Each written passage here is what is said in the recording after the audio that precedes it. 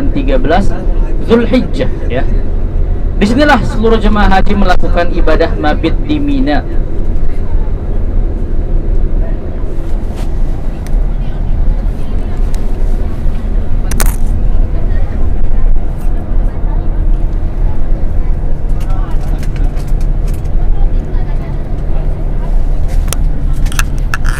Dan kalau kita lihat di sebelah kiri kita ada lintasan kereta api. Kereta api ini hanya difungsikan ketika musim haji. Kereta ini yang menghubungkan antara Arafah, Musdalifah dan Mina ya. Jadi kalau misalnya Bapak Ibu ada datanya dan ingin naik kereta api bisa. Tapi kebanyakan yang menggunakan kereta api ini adalah penduduk lokal ya. Kalau misalnya kita jemaah haji reguler ataupun jemaah furoda ya, biasanya diarahkan menggunakan bis. Sebagian jemaah furoda yang dekat dengan kereta bisa mengakses kereta ini. Adapun jemaah haji reguler tidak menggunakan akses kereta api ini karena memang sudah disiapkan bis-bisnya oleh pemerintah Indonesia. Iya, furoda sebagiannya. Nah, di depan Bapak Ibu sekalian kita lihat plang warna hijau Mina ya, atau Bidayat Mina. Ini adalah masuk ke dalam area Mina ya. Disinilah jemaah haji melakukan ibadah mabit di Mina.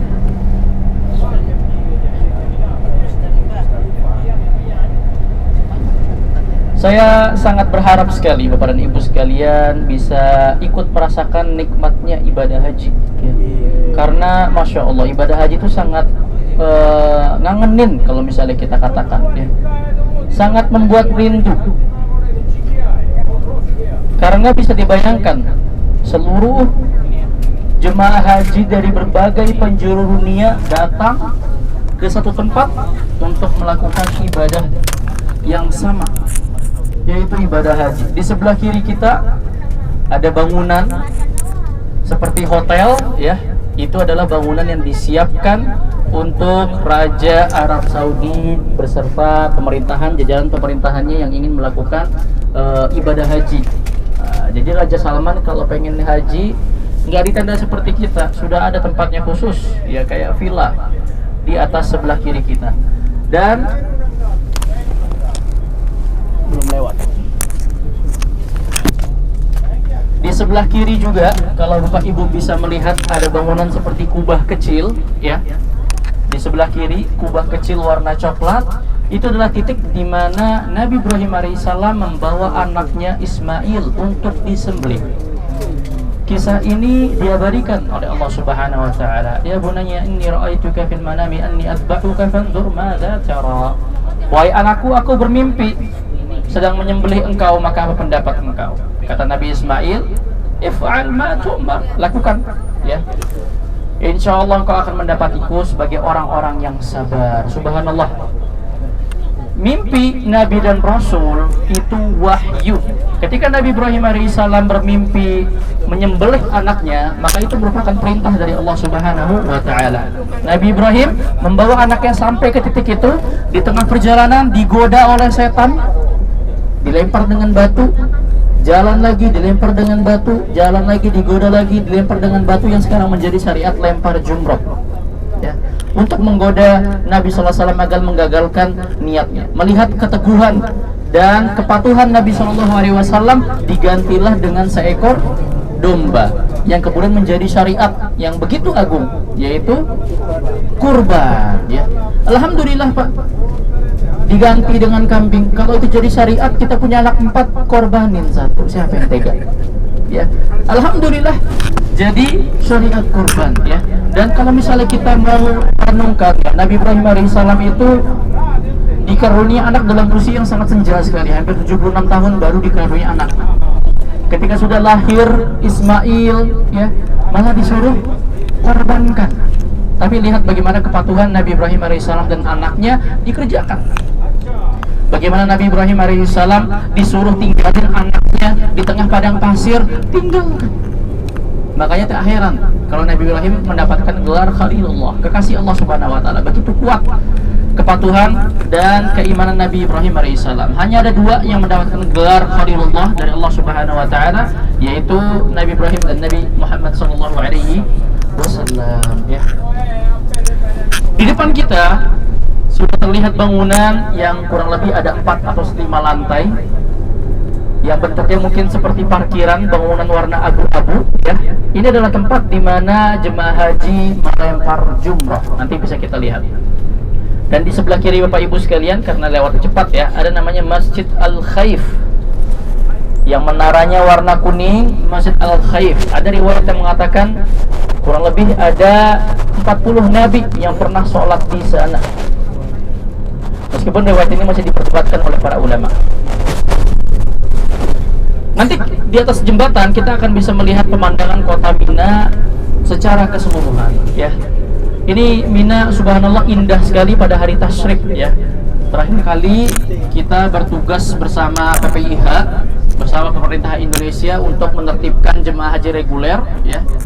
Itu tahun 2022, ya. Masya Allah, ngelihat Mina dari atas bersama tim, karena kita harus patroli, harus mantau, indah sekali Mina. Nah, di sebelah kiri kita ada bangunan yang terdiri dari 5 lantai, ya. Ini adalah tempat untuk melempar jumrah, dimulai dari jumrah sughra, kemudian wusta, kemudian kubro.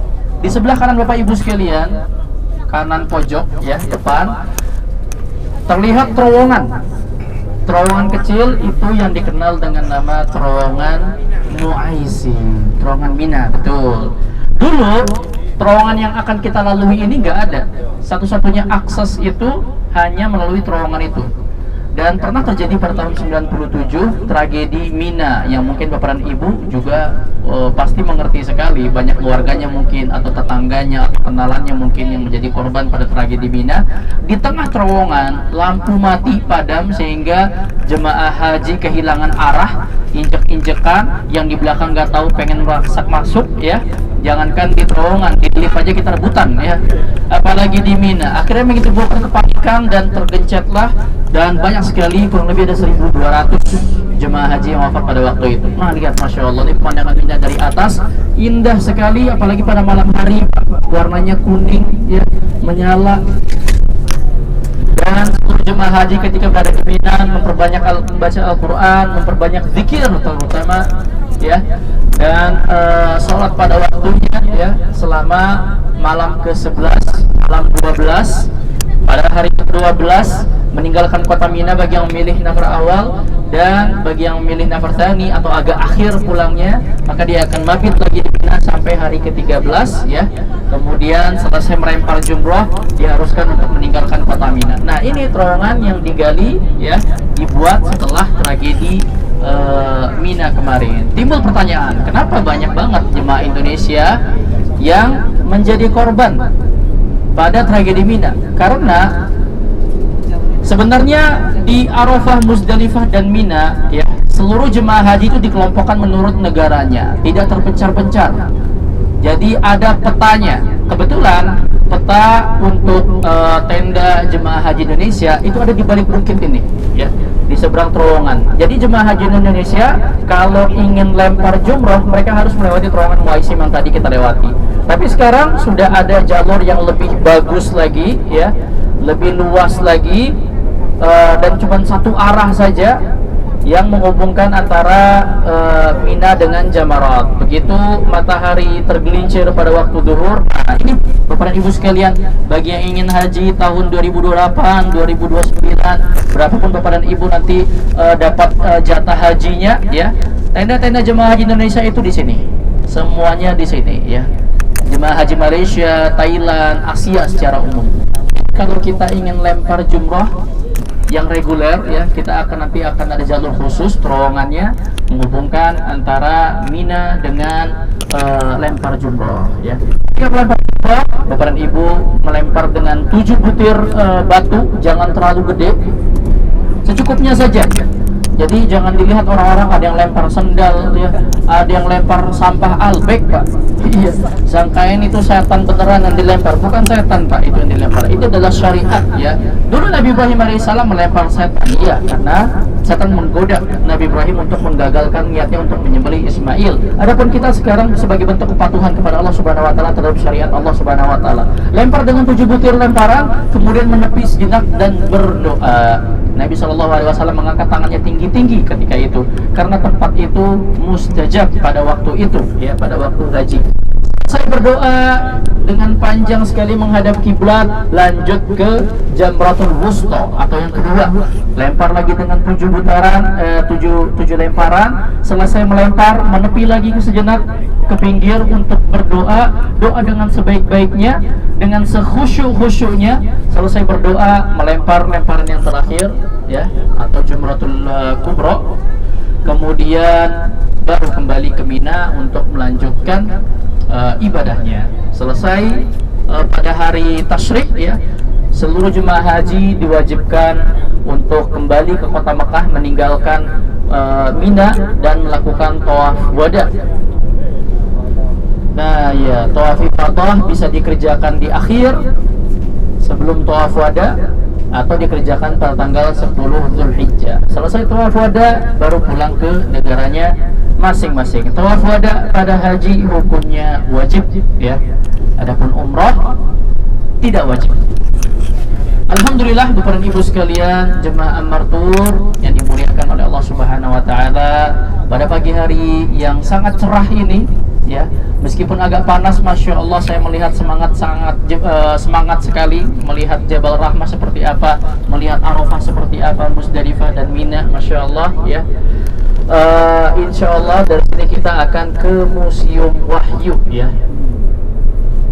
Dan di Museum Wahyu ini adalah museum visual, audio visual yang menjelaskan tentang wahyu-wahyu Allah Subhanahu wa taala dari Nabi Adam sampai Nabi kita Muhammad sallallahu alaihi wasallam. Mathaf wahyu, ya, mathaf wahyu. Ayo.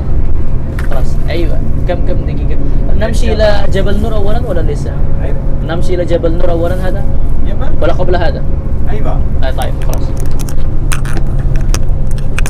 pakai bahasa Indonesia insya Allah. Jadi ada petugasnya khusus yang akan menjelaskan nanti.